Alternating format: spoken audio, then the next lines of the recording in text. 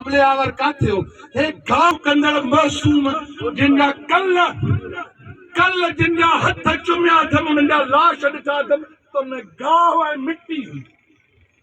हे असां सुबुह हिननि खे गुसल ॾिनो जनरल कर्नल ही जेको नाहकार ही हारी दहशतगर्द उहे आहिनि जिन हिननि मासूमनि खे शहीद कयो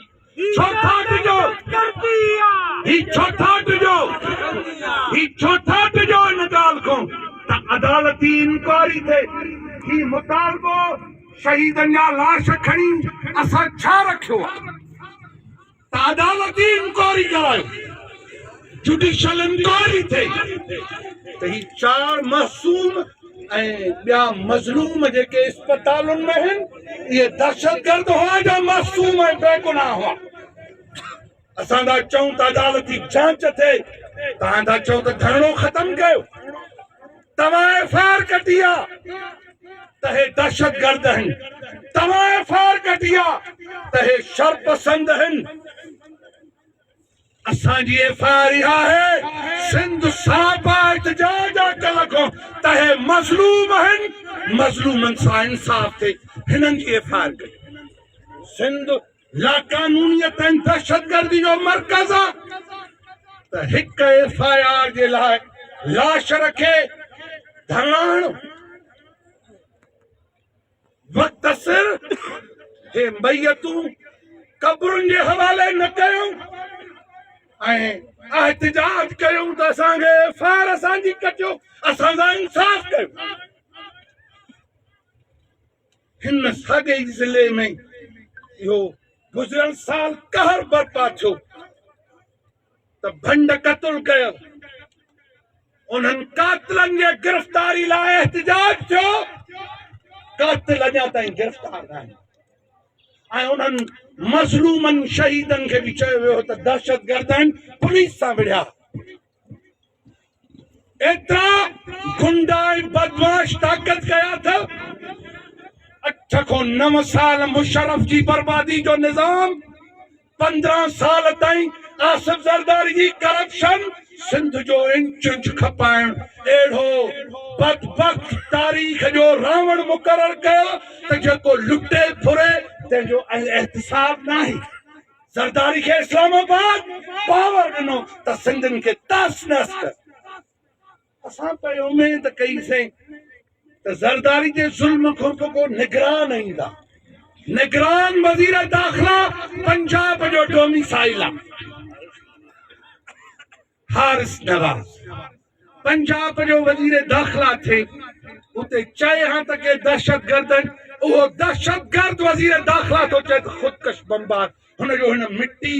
मुंहिंजे लाइन लाड़नि ऐं ग़रीबनि बुखियनि ऐं मिट्टी हणनि माण्हुनि सां हुनजो को रिश्तो कोन्हे इहे रिश्तो कोन्हे जीअं बदबख्त ज़रदारी माफ़िया जे चूंडियल हिते अॻूणनि एमपीअनि जो को वजूद ॾिसो था जेको हिननि लाशनि लाइ चए त हे मज़लूम आहिनि छो त काबिज़ ऐं देसी दलाल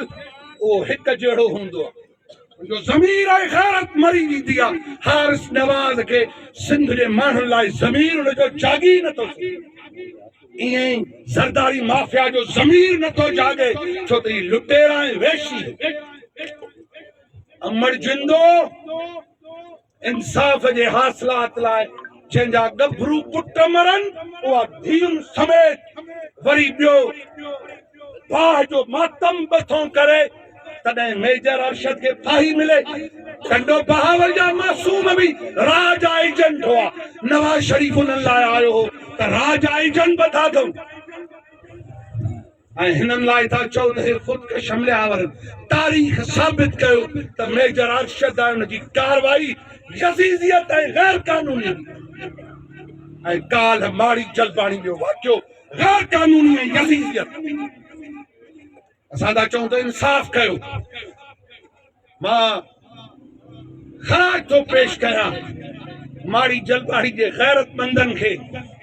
जिन लाश ॻोठ खणी वञण जे बजाय लाश सॼी दुनिया जे आॾो इंसानी ज़मीर जे आॾो ही करबला बर्पा कई थन अज सकरन बाईपास ते करबला इंसानियत जो अजीम पैगंबर रसूल खुदा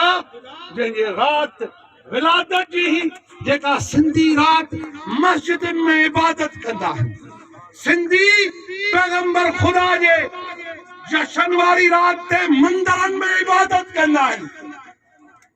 रहमतुल आलमीन आयो उन रहमतुल आलमीन जे याद जो जिक्र करण जे बजाय असां नबी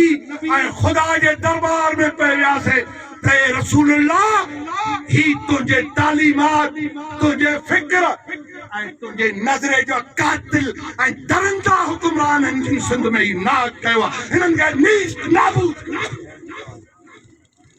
खुदा जे खौफ ऐं कार को डिजो ही जुल्म कायम न रहंदो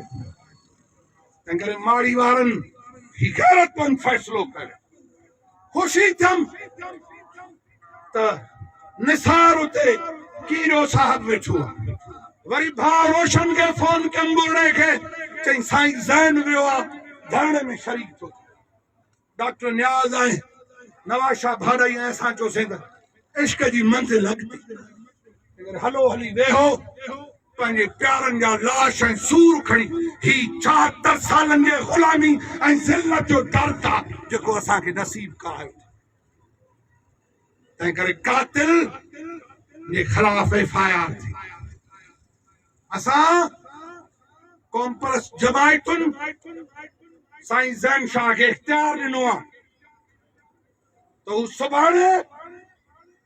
जे लाइ जदोजहद जो ऐलान करे हुक्मराननि ॾाढो वाज़ियो आहे एफआईआर थिए ॾोहारी कानून जे कटारे में अचनि अदालती इंक्वायरी इहा घुर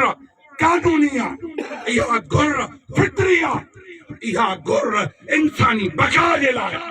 इहा सिंधियुनि जे बका जी घुर आहे रोज़ रोज़ माण्हुनि जा लाश केतिरा खणंदव जुल्म के खिलाफ बाड़ी छबाड़ी हिन वाक़े के खिलाफ सिंधड़ो रद्दमल करे जो कंहिंखे जुरत न थे तो इंसानी हकन की लताड़ करे माण्हू मारे दरिंदगी वधीक लाइ अमल जो ऐलान साईं ज़ैन शाह कंदो तव्हांजो महिरबानी